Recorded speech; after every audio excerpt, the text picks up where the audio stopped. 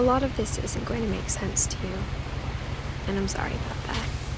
I'm just going to start at the beginning, with the house.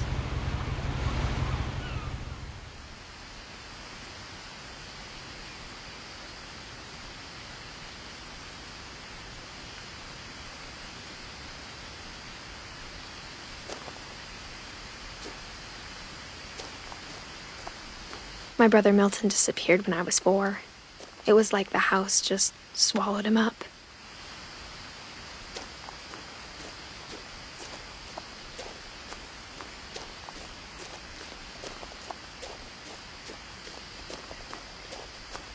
I lived here until I was 11, but I wasn't allowed inside half the rooms.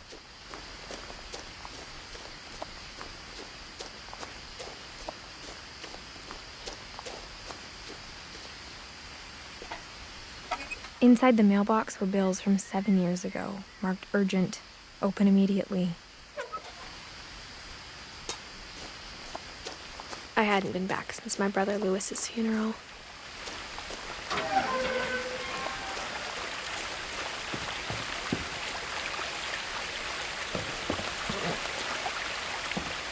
In her will, my mother left me a key, but didn't tell me what it unlocked. Maybe she thought I'd know. Or she thought that the mystery would be enough to bring me back.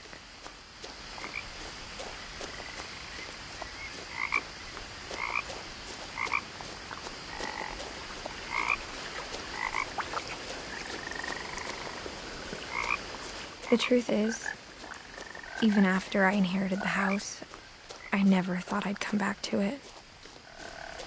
But now I had questions about my family that only the house knew the answers to. The woods around the house have always been uncomfortably silent, as if they're about to say something but never do.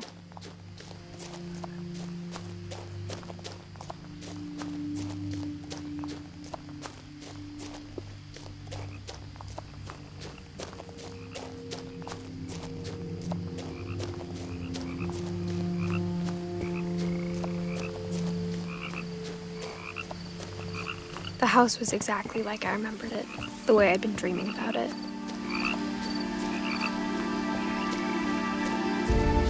As a child, the house made me uncomfortable in a way I couldn't put into words.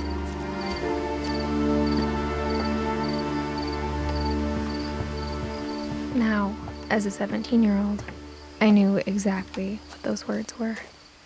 I was afraid of the house.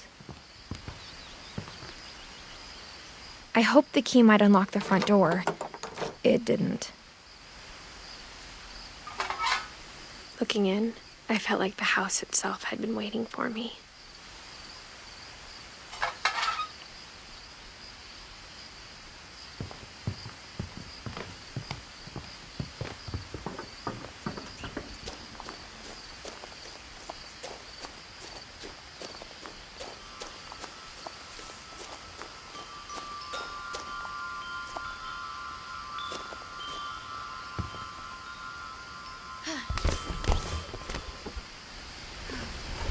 Crawling through the doggy door used to be a lot easier when I was 11.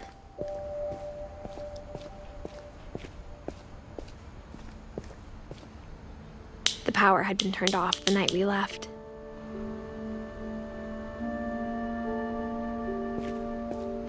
For the first time in years, I felt like I was home. But instead of a family, there were just memories of one.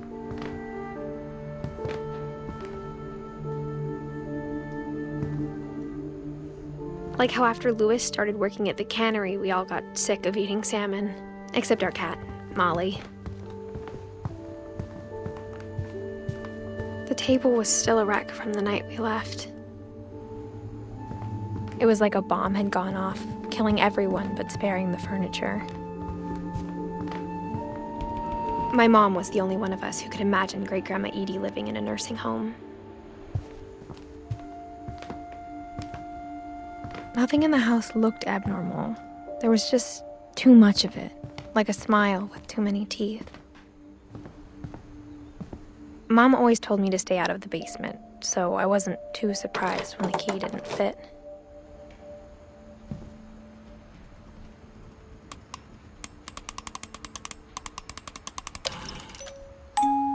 Great-Grandpa Sven built a music box for Barbara, along with the rest of the house.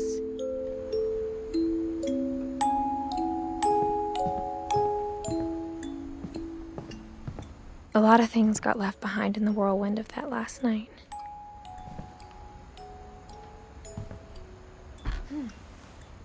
Edie told me once that every Finch who ever lived is buried somewhere in the library.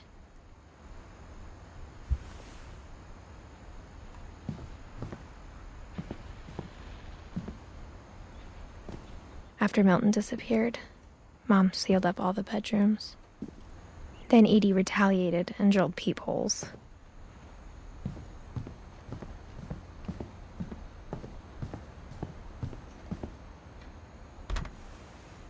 As a kid, I just assumed every house had peepholes and sealed rooms you weren't allowed inside of.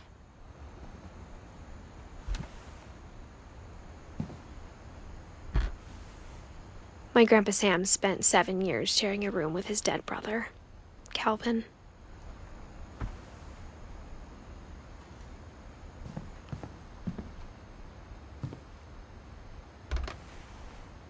The last time I was in Edith Sr.'s room, I was 10 and she was painting my portrait.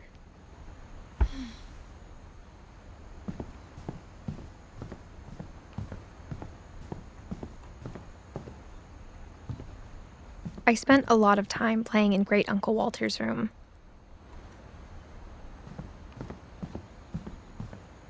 Lewis told me there were secret passages, but I never believed him.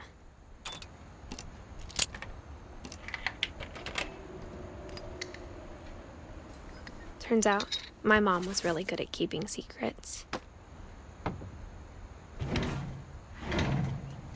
Now it was time to find out what my mom had been afraid of.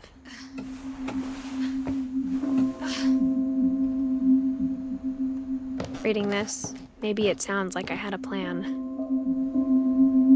But I had no idea what was behind that door.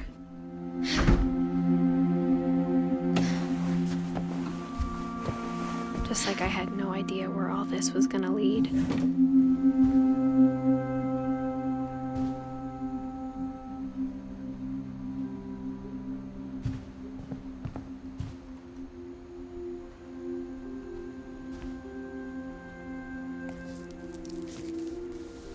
December 13th, 1947. Dear Diary, I'll be gone soon, but I wanted to tell somebody about what's gonna happen. It started when Mom sent me to bed without dinner. I woke up and I was starving, so I looked around for something to eat.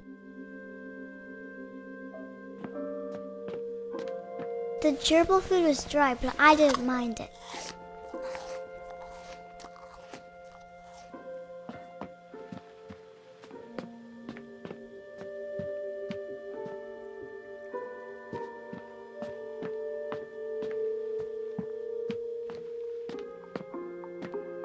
My Halloween candy was all gone. Mom, can I come out now? Sweetheart, it's late. Go to sleep.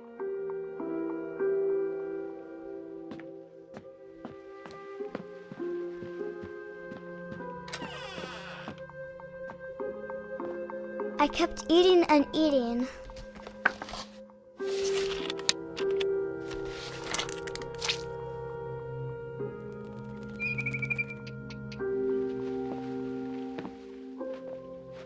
I ate a lot of things that night.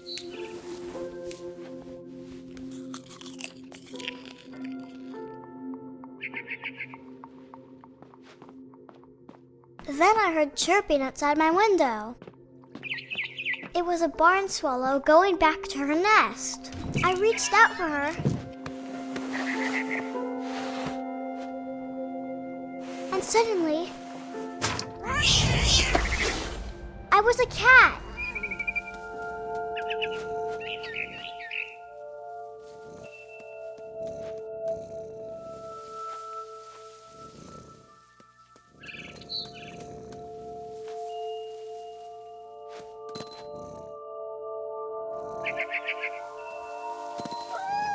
I tried to be quiet, but the bird was really scared.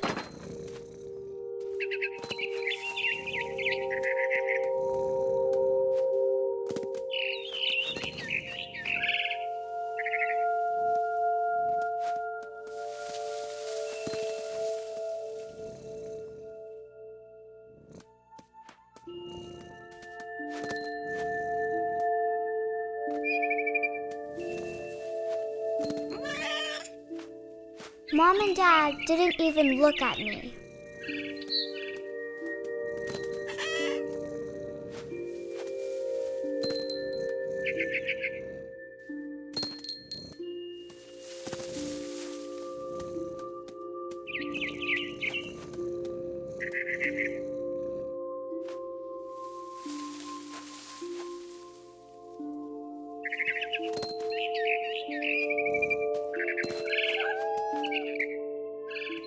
I jumped and I almost got her.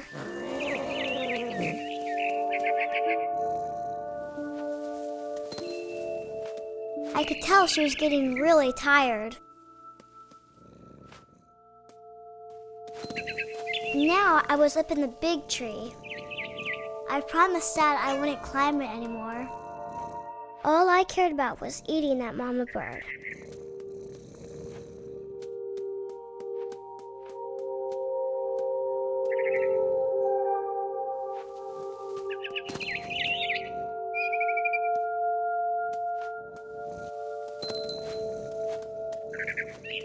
I gobbled her up. And suddenly, I was an owl. First, all I heard was the wind. Then I heard little teeth nibbling in the grass.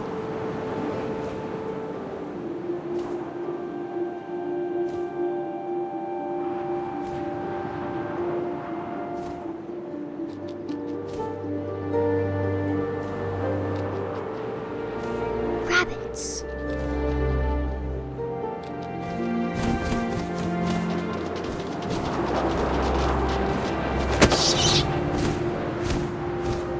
I imagined his face looking up and seeing mine through my talons. I swallowed him up, and I didn't chew one bit. Then I flew off to find something bigger.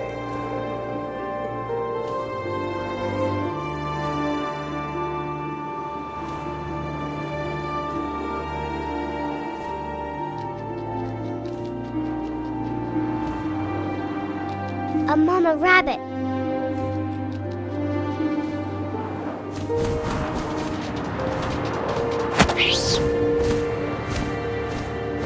She was almost too big to carry. I started choking, but I couldn't stop eating. And suddenly, I was a shark.